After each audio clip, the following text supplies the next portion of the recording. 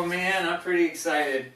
I didn't need a shave horse, I just really wanted a shave horse. I wanted to start doing I saw some spoon carving and other kinds of carving, and I thought, man, I really want to get into that.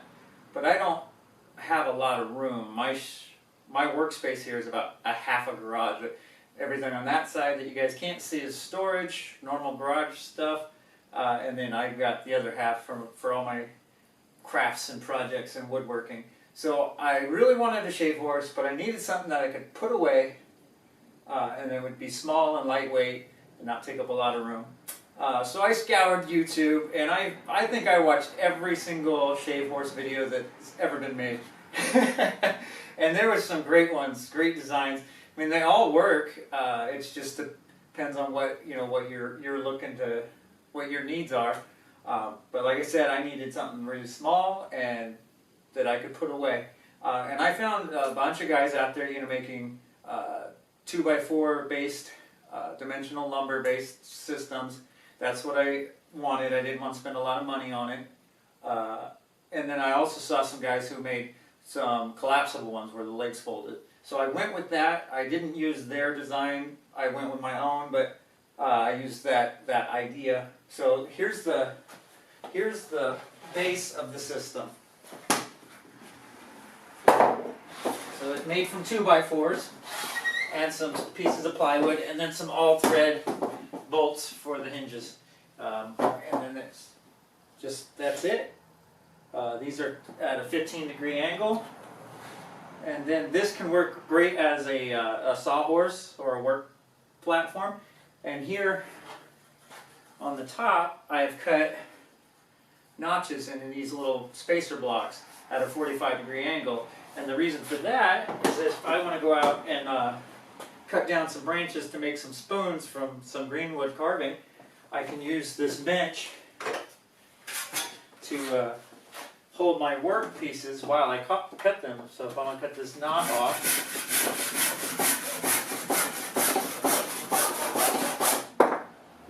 it holds it really well with this notch and having those 45-degree angles in the top there. Next part is, if you're going to be sitting on this shaving wood, you need a seat. So I just made simple seat. The top is made from some foam floor mat. I just bought some cheap floor mat, cut it to shape, glued it on here, and then that just sits down on the top. And there's nothing holding it there other than the back pressure. So because if I'm pushing forward, it's not going to slide off there or move around. All right, now next is the shave horse itself, and this is the upright. And what I wanted, because I don't know, I'm not an expert at this, I've never carved a lot of wood, but I wanted something that was adjustable, because I don't know what size piece of wood I'm working with, or if my kids want to use it, the shave horse that fits me perfect, it's not going to fit them. So I wanted something that was adjustable, and this is the system I came up with. These are 3/8" steel rods that you get I got them at Home Depot. It was a big 3-foot piece, and I cut a bunch of these at 6 inches, tapered the ends on my grinder, and then just glued some pre-made knobs on the ends. And it worked out pretty good. So I find that there's holes every 3 inches here, so I've got a bunch of adjustability forward and back. Take this, find that first hole, and then I slide these in. And that holds it. And if that's too low, then I can come up or down, depending on what piece of wood I'm working with. And then I also use this on some other attachments that I'll show you in a minute. So that's the upright. And then this is the head.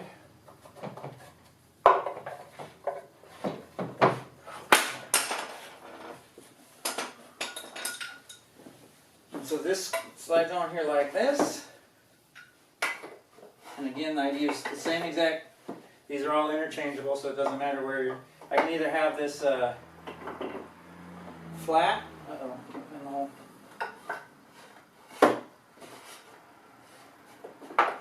I guess I wasn't in the hole there. There we go. So I can have this one flat, or I have also drilled a second hole that puts this head at about a 12-degree angle. So it's like that. Right here is the lever arm. And on this one, I made it pretty wide, again, because I didn't know what kind of wood I might be working with in the future. If I was just spoon carving, I could use a really narrow one and that'd be good enough. But, you know, maybe someday I want to carve something else. So I made it a little bit wider so it was more, lift that up like that, slide it right up.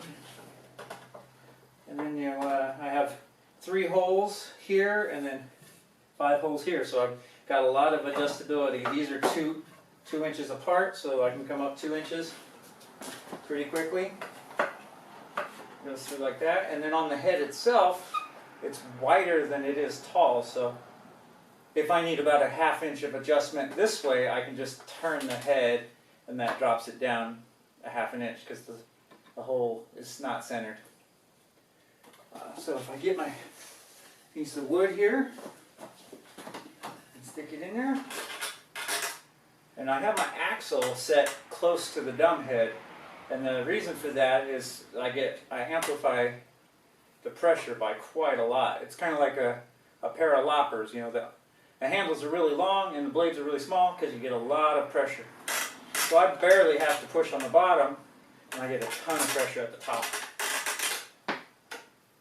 Because if the axle's in the middle and you put 1 pound of pressure, you're only going to get 1 pound back here on the top. But if the farther away from the center you go, the more that's amplified. So you can get a lot of pressure from this with just a tiny bit.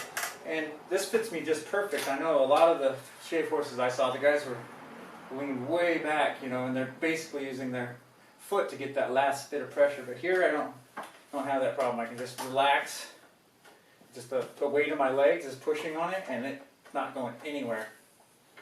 So it feels real comfortable and I can work right up wherever I want.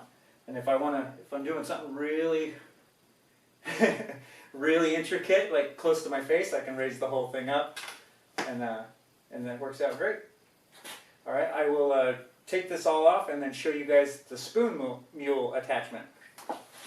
Alright, so for the spoon mule, I'm going to use the same upright that I used for the shave horse head, but I have to turn it around. I also have to bring it a little closer up. That's kind of the nice thing about, you know, reusing the same pieces is when it's adjustable like this, that it's so easy to just move it closer or up and down for whatever you need. Then I grab the spoon mule head.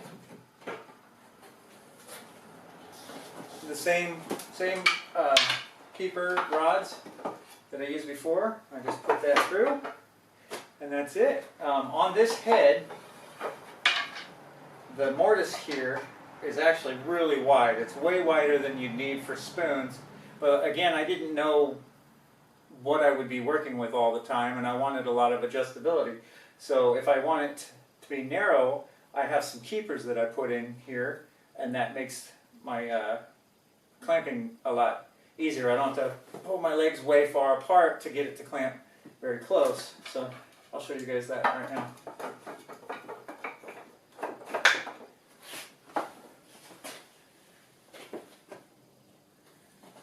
I just went ahead and made these little like C-shaped blocks, and what they do is just bring the clamps closer together. So if I want something that, you know, this is like a 1/2 inch by 1/2 inch piece. If I want to clamp something that small, I can just use those little space blocks, and that pulls it together. My legs are very comfortable. They're straight out in front of me, and I just have to put a little bit of side pressure, and then it's clamped super tight. I put several holes up and down, and then I have the small keeper, so I can go way up here like this on this one. And the neat thing about this is if I'm in a hurry or I don't want to change out the whole head, I can actually use my spoon mule head to shave bark off of even larger pieces, like this piece here. I can actually use the same arm, and that is super tight, and I'm barely putting any pressure on there, and then I don't have to go change out to the shave horse head if I don't want to. So that's really tight. And then once I get it whittled down to an actual spoon shape, I can just pull this pin out, adjust these back down.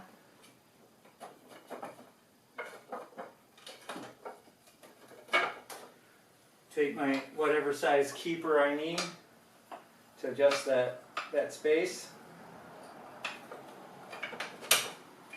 And then I can do very fine, scoop out the spoon right here in front of me. This is angled a little bit so that whatever piece you're working with has space underneath it. The other nice thing about this head is that I can pull this completely out and flip it over. And then on this side, I can put in some supports that come out past the head, and I can move the whole head back. And then if I was working on a very long handle, I could still work off the sides of the head, but have some support under the long handle, so that something like this could be clamped on there, and then I could work off of the edge here. Anyway, so that's the spoon mule head, and I will show you the bowl vise. Alright, so for the bowl clamp, I didn't really even set out to make this, but when I was looking up the shave horse videos, I saw another guy make a big clamp for carving bowls, and I thought, well, if you're going to make spoons, maybe bowls would be next. So I just went ahead and built the whole head system for that, and this is what that looks like. It's kind of bulky, but this is what I came up with. So this just sets down in here. And again, I can adjust it up and down if I need to, but right now it fits pretty good, like just straight down on the thing. That goes in there like that. I take one of these pins, and then I can adjust my arm based on how big the piece of log is that I'm going to be working with. So I think somewhere in around here probably be good, maybe. And then I have like this small block of wood. No, that's not big enough. I'll move back one, and again, that's kind of the nice thing about this. Is it just depends on what kind of piece of wood you're working with. Oh, why isn't it going down there? All right, just like that. Oh, and then I gotta get the foot pedal.